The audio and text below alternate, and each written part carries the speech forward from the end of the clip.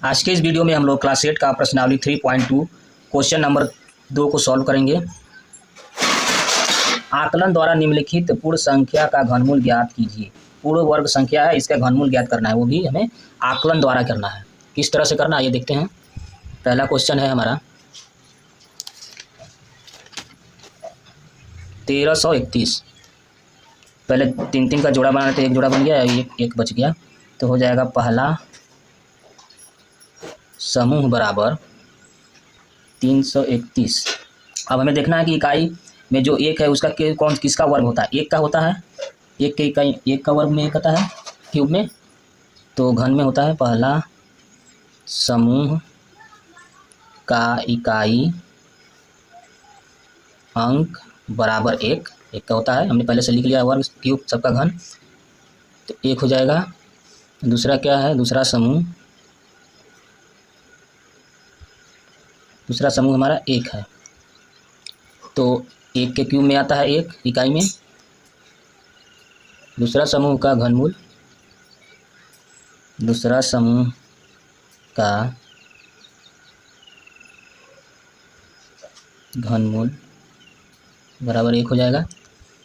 तो 3 घन 1331 का हो जाएगा इकाई का एक, पहला समूह का एक और दूसरा समूह का एक, 11 हो जाएगा। ठीक, इस तरह से आकलन द्वारा निकालते हैं। दूसरा क्वेश्चन है 68,529। तो 3 जोड़ा ये बन गया और ये 2 बच गया। पहला समूह बराबर कितना है हमारा 29। तो 9 देखना, इकाई में 9 है, तो इकाई में 9 है, तो 9 किसके घन में आता है, 9 के घन में। 9 का घन करेंगे तो कितना आएगा 729। तो लिखेंगे हम पहला समूह का इकाई अंक बराबर हो जाएगा 9। फिर दूसरा क्या है, दूसरा समूह बराबर हो जाएगा 6।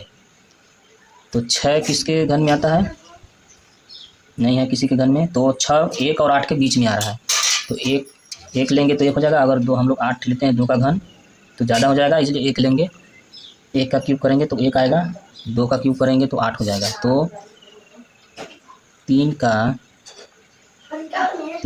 68,529 का हो जाएगा हमारा 1 और दहाई 9। ठीक है। तीसरा क्वेश्चन है 12,167। तो पहला समूह बराबर हो जाएगा 167। तो 167 इकाई में 7 है, तो 7 किसके घन में आता है, 3 के घन में। तो पहला समूह का इकाई अंक बराबर कितना हो जाएगा 3। ठीक है। दूसरा समूह कितना है हमारा 12।